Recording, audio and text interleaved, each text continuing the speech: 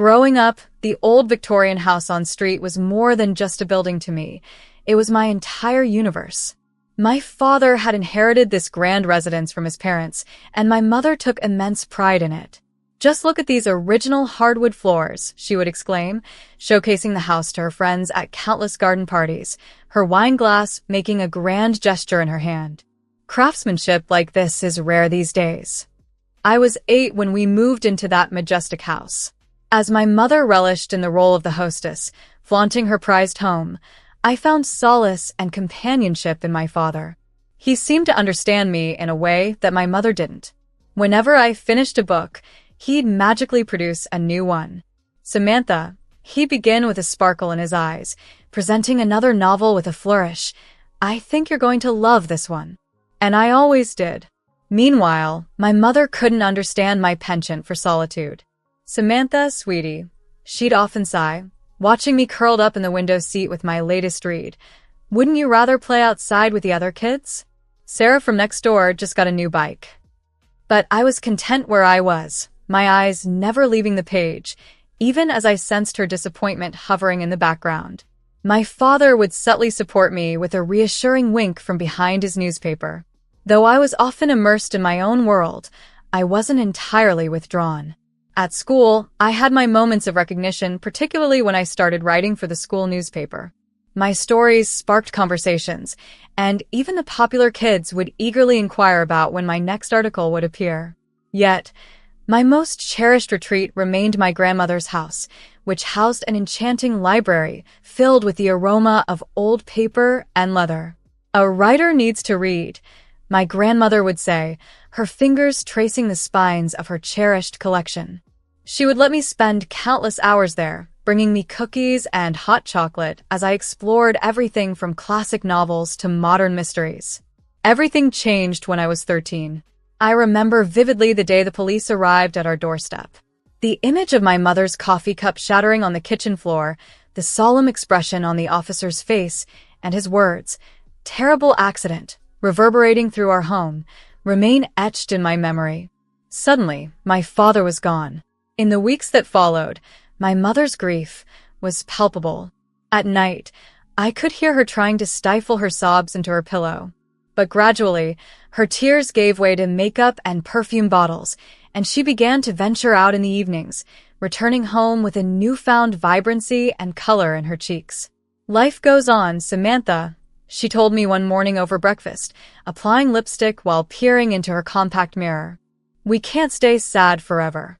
I nodded in agreement, yet something in the way she said it seemed as though she was trying to convince herself more than me. I didn't fully understand it then. That morning was a turning point, signaling the end of my childhood. Mom met Jack at an office party, and within a week, he was dining with us. In 3 weeks, he moved his belongings into our home, and by the end of the month, they were married in a swift courthouse ceremony. Everything happened so quickly that I scarcely had time to comprehend that this stranger was now occupying my father's space, his house, his bed, and his chair at our dinner table. The first time Grandma met Jack, her worry was palpable. She pulled Mom aside into the kitchen for a quiet conversation that soon escalated into a heated argument. "Margot, you barely know this man," Grandma whispered urgently. "Think about Samantha." "I am thinking about Samantha," Mom retorted sharply. "She needs a father figure." She had a father. Grandma's voice broke, filled with emotion. And his memory deserves more respect than this. That was the last time Grandma was allowed in our house. Mom forbade her from returning until she could be supportive. Jack wasn't physically abusive or overtly cruel, but he had subtle ways of making me feel like an outsider in my own home. He would blare the TV to full volume when I was reading, complain about the clutter when I did homework at the kitchen table, and one painful evening, he boxed up my dad's old photos right in front of me. Mom just watched and said nothing. As if that weren't enough, she began sending me to my room whenever Jack came home from work. "Honey, Jack's had a long day," she'd say, as if his need for peace outweighed my presence.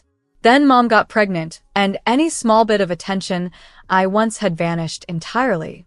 They transformed Dad's old office into a nursery, fussing over paint samples and baby clothes as if they were treasures. When my sister Freya was born, it was as if she was the center of the universe. One day, I approached Mom while she was feeding Freya. "Mom, none of my clothes fit anymore. I need new ones for school." She looked at me as if I'd asked for something extravagant. "Samantha, do you have any idea how expensive babies are? We just had to buy Freya a new crib." "But Mom, my jeans are all too short," I pleaded. "For God's sake, Margot," Jack chimed in dismissively from behind his newspaper. "The girl acts like we're made of money." Mom sighed deeply. "We'll go to the discount store this weekend, but this is the last time, Samantha. You're getting too expensive to maintain." Too expensive to maintain, as though I were a car with mounting repair bills. I glanced at Freya, decked out in her designer onesie, surrounded by brand new toys, and felt a sting of resentment harden inside me. One rainy afternoon, as I trudged home from school, lost in thought, I heard a familiar, cherished voice call my name. There stood Grandma, under a red umbrella, with that mischievous grin I'd missed dearly. "Samantha, sweetheart," she said, pulling me into a warm hug that smelled of cinnamon and home. "Look at you. You've grown so tall." "Grandma, I've missed you so much," I replied, holding her tight. Her face clouded briefly. "I know, dear. Your mother. Well, she's made it clear I'm not welcome at the house anymore." Then her eyes twinkled. "But what she doesn't know won't hurt her. How about we get some hot chocolate and catch up at the cafe around the corner?" Over steaming mugs and chocolate croissants, Grandma laid out her plan. "Your mother can't stop me from seeing my granddaughter," she declared. "If she asks, just tell her you're out with friends. You do still have friends, don't you?" And just like that, my life split in two. At home, I became the unwanted shadow, tiptoeing around Jack's moods and Mom's indifference, while secretly clinging to the moments I could spend with Grandma, where I felt loved and seen. My afternoons were reserved for Grandma. We'd immerse ourselves in her extensive library, where we discussed literature and honed my writing skills. She assisted with my homework, and then we'd cook dinner together, a stark contrast to the distant interactions at home. Mom hardly ever questioned where I spent my afternoons. It seemed to relieve her when I returned home late. This routine continued for about a year until one evening, a revelation at dinner changed everything. "Freya needs her room," Jack declared as he sliced through a steak. "She's outgrowing the nursery." Confused, I looked up from my plate. "But all the bedrooms are occupied. Unless you're converting Dad's old office." "We've decided to give her your room," Mom interjected sharply. "You'll move to the pull-out couch in the basement." The basement? A dark, damp place cluttered with Jack's tools and outdated holiday decorations, barely heated during winter. This suggestion struck me as grossly unfair. "This isn't fair," I protested, seeking some semblance of support from Mom. "Your father isn't here, is he?" Mom snapped back. "And frankly, Samantha, you should be grateful we're letting you stay at all. Most kids your age would be happy to have any space to themselves." I was stunned, fork frozen midair. Her words stung, implying I was merely a charity case, not a daughter who had lived in this home since I was 8, not the girl whose father had painted clouds on her bedroom ceiling because she wanted to sleep under the sky. "When do you want me to move?" I asked, my voice empty. "This weekend," Jack responded. "I want to start painting on Monday." Freya wants pink walls. That night, I lay in my soon-to-be-gone bed, gazing at the fading clouds above me. I took a picture with my phone, a memento of what would soon be covered in Freya's choice of pink, another piece of Dad, another part of me, erased. Living in the basement, however, turned out to be a blessing in disguise. The solitude helped me see my situation with new clarity and fueled my determination to forge a path forward. College became my escape route, my ticket to freedom. I spent every afternoon at Grandma's, diligently working on my college applications. My portfolio was robust. Editor of the school newspaper, 3 statewide creative writing competition wins, and a collection of short stories published in various youth literary magazines. My English teachers, especially Mrs. Peterson, provided glowing recommendations, describing me as the most promising young writer they'd encountered in decades. Graduation day arrived with the sticky heat of June. As I sat among my classmates in the auditorium, I scanned the crowd for familiar faces. Grandma was there, her pride evident, but the seats reserved for Mom and Jack were conspicuously empty. They had mentioned at breakfast that Freya had a dance recital that afternoon. After the ceremony, Grandma embraced me tightly. "Your father would have been so proud," she whispered, her voice laden with emotion. She handed me an envelope containing a heartfelt note and enough cash to buy a new laptop. The college acceptance letters began arriving in March. Among a few rejections and waitlists, the one I had hoped for came through. Riverside State University offered me a partial scholarship to their prestigious creative writing program. My hands shook as I read the acceptance letter repeatedly. That evening, I decided to share the news at dinner, harboring a flicker of hope that perhaps this achievement might make Mom proud and remind her of Dad's belief in my future as a writer. "I got into Riverside State," I announced, trying to steady my voice. "They're offering me a partial scholarship for their writing program." Jack didn't look up from his phone. Mom paused, her fork halfway to her mouth, then set it down slowly. "Oh, Samantha," she sighed, and my heart sank at her tone. "We need to talk about college."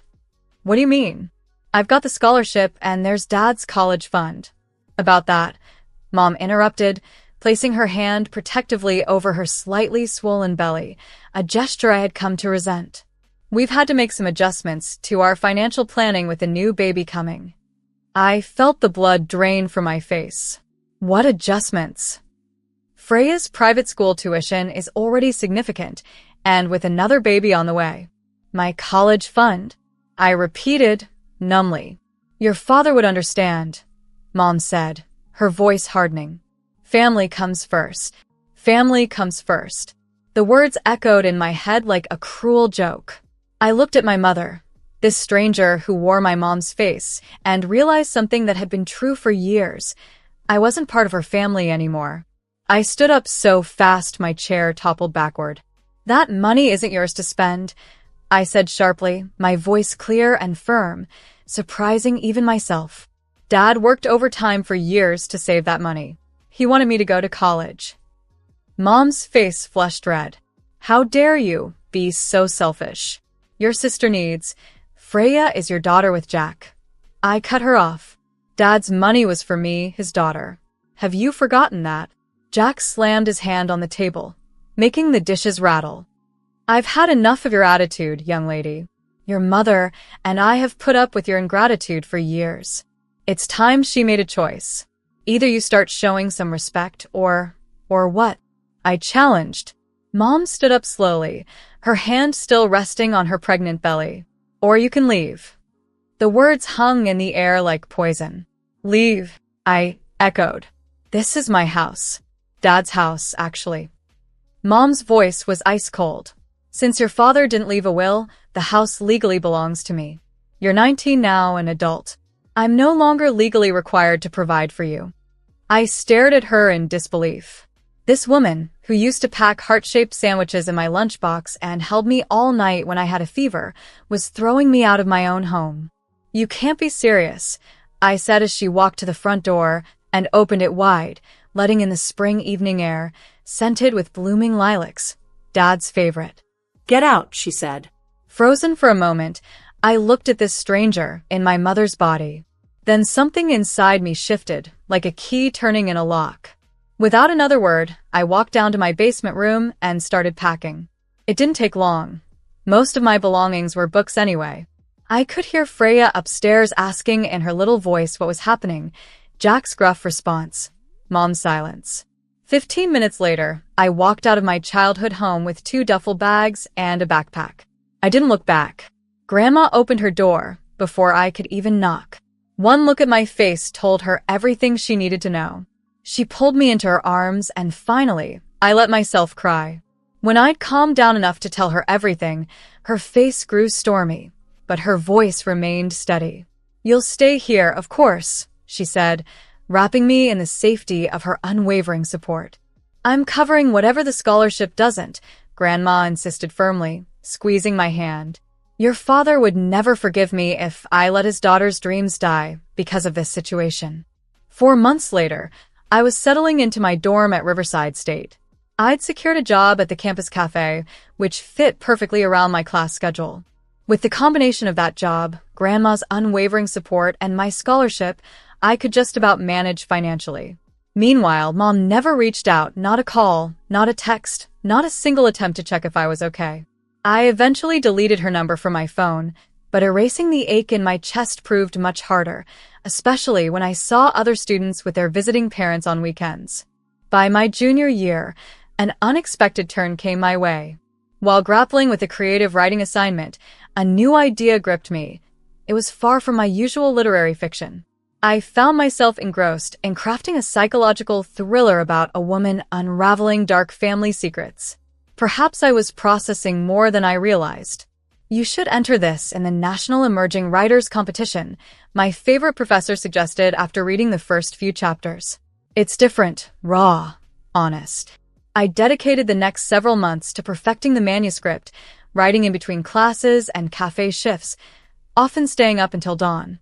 When I finally submitted it under the pseudonym E.J. Blake, I expected nothing. The competition was known for its fierce competition, attracting thousands of entries. Then, the unexpected happened. "Is this Samantha?" a crisp voice on the phone asked. "I'm calling from Riverside Publishing regarding your submission to the National Emerging Writers Competition." "Yes," I managed, my grip tightening on the phone. "We're pleased to inform you that the Glass House has won first prize. Furthermore, we'd like to offer you a publishing contract." I collapsed onto my dorm room floor in disbelief. "I'm sorry, what?" The advance they offered was beyond anything I'd ever imagined.